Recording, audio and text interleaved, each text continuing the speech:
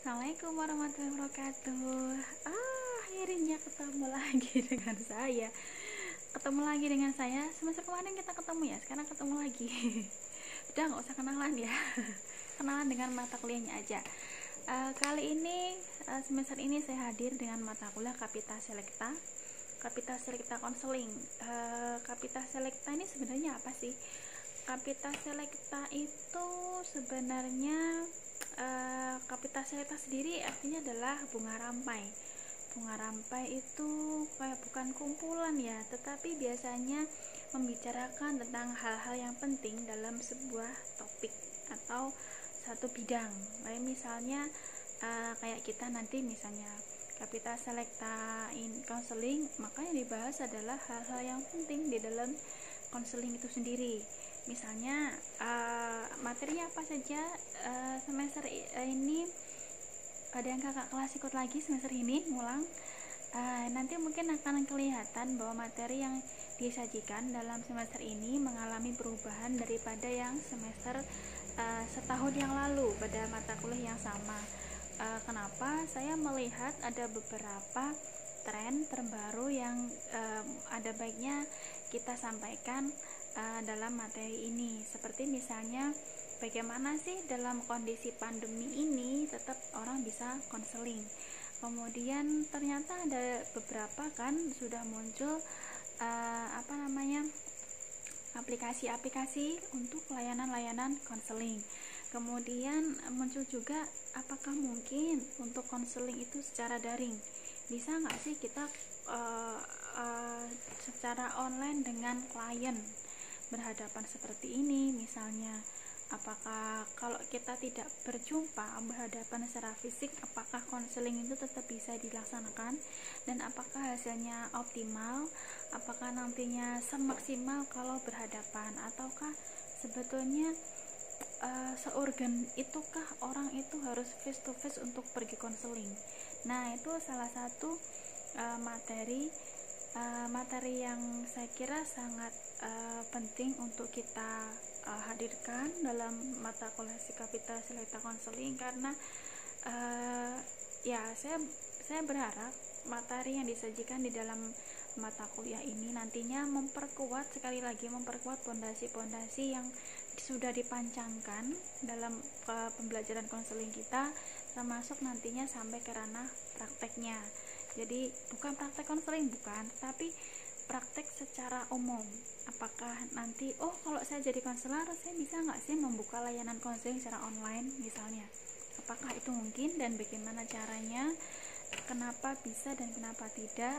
Apakah yang harus diperhatikan? Faktor-faktor apa? Aspek apa yang harus kita pastikan ada untuk memaksimalkan layanan konseling? Misalnya seperti itu. Jadi ada beberapa tren. Kemudian saya juga memasukkan tentang karena kemarin juga sempat ada waktu rapat dosen itu ada beberapa para dosen juga menyadari ternyata dalam beberapa hal mahasiswa itu cukup lemah, sehingga saya kira perlu menghadirkan esensi atau dasar atau prinsip yang harus dipahami dari awal oleh mahasiswa. Misalnya di awal nanti saya sudah mengatur ada mata kuliah tentang psikologi dan konseling. Ada nggak sih yang di antara kalian yang bertanya-tanya, kenapa sih kita tuh konseling harus belajar psikologi? Kenapa psikologi yang macam-macam itu harus kita pelajari? Kenapa seperti itu? Nah, gambaran besarnya adalah begini. Konseling sendiri sebetulnya adalah salah satu bagian dalam tubuh psikologi yang sangat besar. Ya, jadi psikologi satu bidang ilmu itu memiliki beberapa cabang utama. Ada yang cabang-cabang itu karena memang cabang utama itu basic, dan ada juga beberapa namanya applied psychology. Applied psychology itu psikologi terapan. Jadi prinsip-prinsip psikologi secara umum itu diterapkan pada bidang-bidang tertentu. Kalau di dunia pendidikan, kemudian maka muncul psikologi pendidikan. Kemudian bagaimana kalau prinsip-prinsip psikologi itu psikologi humanistik, kemudian berbagai aliran itu struktural, behavioristik itu diaplikasikan pada konteks konseling, maka muncullah psikologi konseling. Sehingga untuk bisa memahami terapannya atau cabangnya tadi, maka gambaran besarnya harus dimiliki, itu wajib. Karena apa? Untuk menjalankan konseling, proses konseling, kita tidak bisa sekedar mengobrol, chatting, curhat-curhatan dengan klien atau konseli. Nggak sekedar itu, karena obrolan kita adalah obrolan yang syarat dengan ilmu, memang ada ilmunya.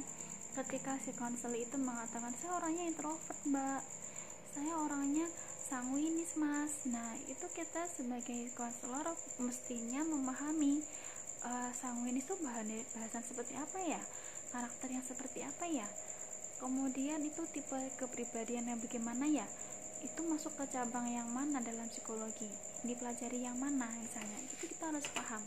Juga ketika konseli kita adalah remaja berusia 18 tahun masih remaja ya nggak sih?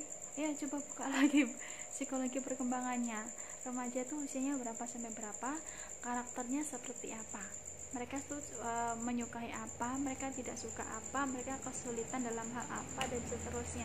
Itu pun kita konselor itu wajib paham, sehingga nantinya kita akan bisa mendetek, ini klien saya sudah 20 tahun, kenapa dia masih mungkin ada ciri kekanak-kanakan, apakah dia mengalami regresi, apakah dia mengalami dia sepertinya mengalami yang namanya fiksasinya ini berakarnya di usia yang mana, pada usia berapa, dan pada usia itu apa yang terjadi, karakternya seperti apa. Maka kita perlu yang namanya belajar psikologi perkembangan supaya kita bisa mendetek, kalau seperti ini konseling harusnya misalnya apa yang harus dicapai, apa yang belum tercapai, apa tugas perkembangan apa yang terlewat misalnya, sehingga mengakibatkan ada kondisi pada kepribadian menjadi seperti ciri tertentu misalnya. Ya sudah 18 tahun tapi tanggung jawabnya kurang misalnya. Nah itu kan bisa dilihat dari segi perkembangannya dan seterusnya. Makanya dalam mempelajari konseling kita harus punya gambaran besarnya dulu tentang psikologi itu seperti apa, bahasanya seperti apa, dan bagaimana mengaplikasikan prinsip-prinsip psikologi tadi dalam konseling. Jadi kalau konseling kok kayak gini banget sih, harus belajar psikologi dan seterusnya, ya iya, itu adalah dasarnya, basicnya. Kalau kita tidak mempelajari itu, ya bagaimana kita membantu klien, bagaimana kita membantu konseling, karena konselor itu tugasnya adalah membantu itu. Kemudian saya juga ada beberapa yang berbeda materinya, iya, kemudian sebetulnya kayak kapital selek itu kayak kompre gitu ya, materi komprehensifnya dalam satu bidang, jadi sudah mencakup konsep dasarnya, fundamentalnya, fondasinya, konsep-konsep yang penting, sampai kemudian sampai di tahap praktiknya tuh seperti apa sih. Nah seperti itu. Kemudian saya juga tadi memasukkan hal yang kekinian, misalnya pandemi seperti apa, ketika orang itu harus stay di rumah dalam waktu yang lama, mereka tidak bisa keluar rumah, tidak beraktivitas di luar rumah, mengurangi, kemudian adanya juga ketakutan akan terinfeksi virus misalnya, kemudian bagaimana jenuh dan ekspresi kejenuhan mereka mengekspresikannya dengan cara apa, itu juga sesuatu yang penting untuk dipelajari, karena situasi ekologikal itu juga sangat berpengaruh pada kondisi psikis seseorang atau komunitas atau sekelompok orang, dan itu sangat berpengaruh. Kemudian munculnya juga era 4.0 ini, era industri 4.0. Jadi ini munculnya internet dan merebaknya, kemudian begitu melimpahnya gadget untuk memanfaatkan dunia internet, dan capaian jangkauan yang bisa diraih oleh sebuah jaringan itu ternyata memberikan efek-efek baik kognitif maupun perilaku. Jadi itu makanya kemudian muncul orang namanya kecanduan gadget, sampai kemudian ada yang kecanduan TikTok misalnya. Orang yang sampai, kok orang bisa sampai ke level kecanduan? Dari 1000 orang misalnya mengalami kecanduan mungkin 0 atau 1, atau 1 itu bukan sampai ke level kecanduan. Tetapi kalau di populasi yang lebih besar, kok ternyata hasilnya mencengangkan.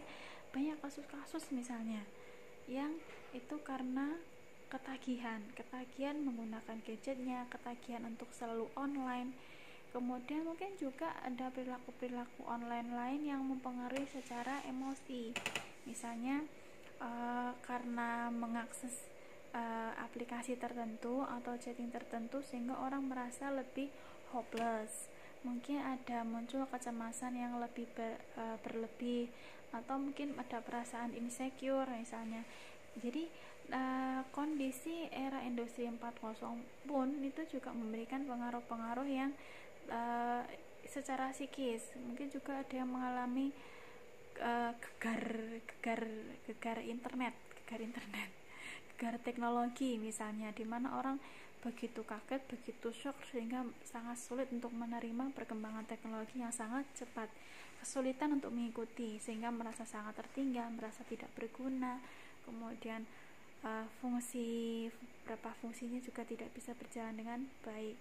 Itu juga misalnya berpengaruh terhadap kondisi kejiwaan. Nah, kalau ini dialami oleh sebuah komunitas, maka itu akan membentuk kondisi psikologis pada komunitas tertentu atau populasi masyarakat tertentu, seperti itu. Kemudian juga saya memasukkan, semoga nantinya akan ada webinar yang eksternal penyelenggarakan di luar kampus yang bisa diikuti oleh mahasiswa. Nah, saya senang sekali kalau ada mahasiswa yang ikutan webinar. Dia pernah ikutan webinar apapun itu, counseling terutama. Semoga nanti banyak webinar yang bisa kita ikuti.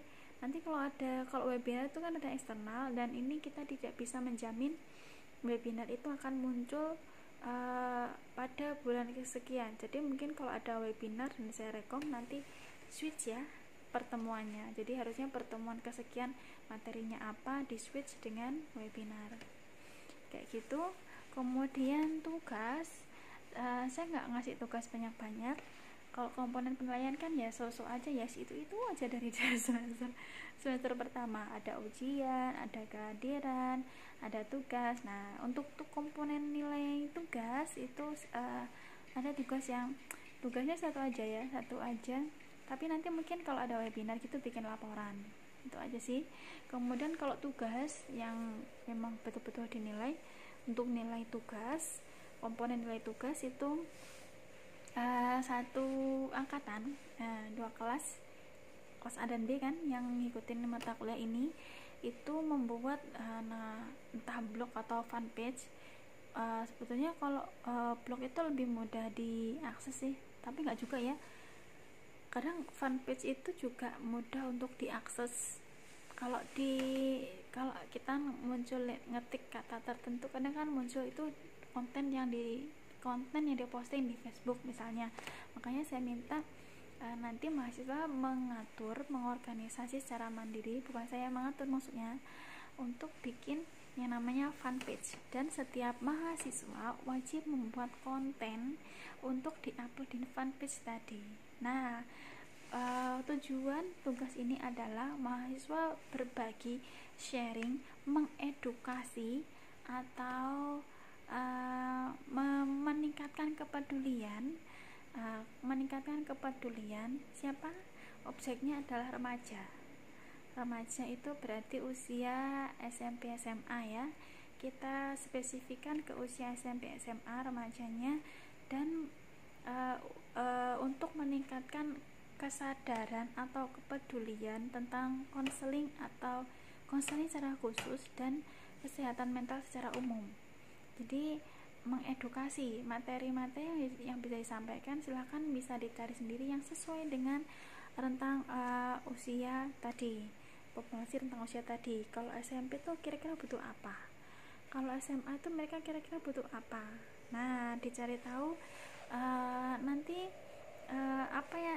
jadi setiap mahasiswa tuh harus bikin kontennya bisa berupa video. Kalau video minimal 3 menit ya, tidak harus 4 menit, 3 menit aja. 3 menit. Kemudian boleh juga artikel, boleh juga mungkin PowerPoint, pokoknya semua orang boleh bikin. Ketentuan lengkapnya sudah saya taruh di outline, jadi nanti silahkan dicermati di sana. Kemudian ya itu adalah menjadi saya berharap fanpage tadi dan apa yang di-upload di sana itu menjadi kontribusi para mahasiswa ya di Kapital Selekta Konseling ini untuk meningkatkan kepedulian adik-adik remaja kita untuk lebih aware terhadap konseling.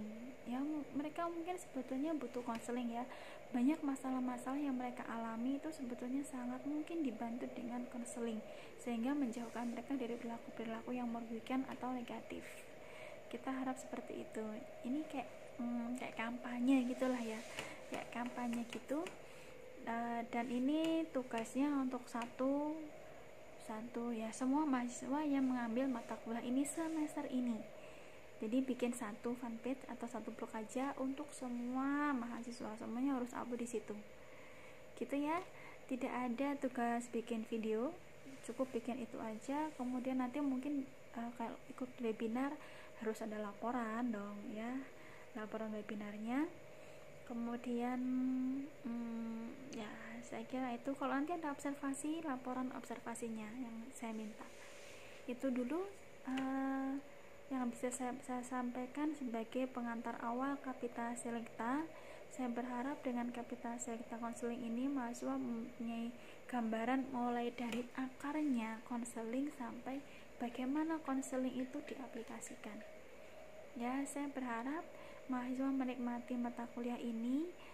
Mungkin nanti agak beberapa rempong bikin laporan, tapi nggak apa-apa ya. Ya, saya kira itu dulu. Kalau kesepakatan kelas apa ya, kayaknya nggak ada deh ya. Silakan. Oh ya, nanti kalau diskusi di kelas saya mohon ada yang moderator ya, supaya diskusinya bisa lancar. Terima kasih untuk hari ini. Terima kasih sudah menyaksikan overview perkuliahan ini. Kita akan mulai persiapan untuk pekan depan untuk materinya ya. Terima kasih. Saya akhirkan. Assalamualaikum warahmatullahi wabarakatuh.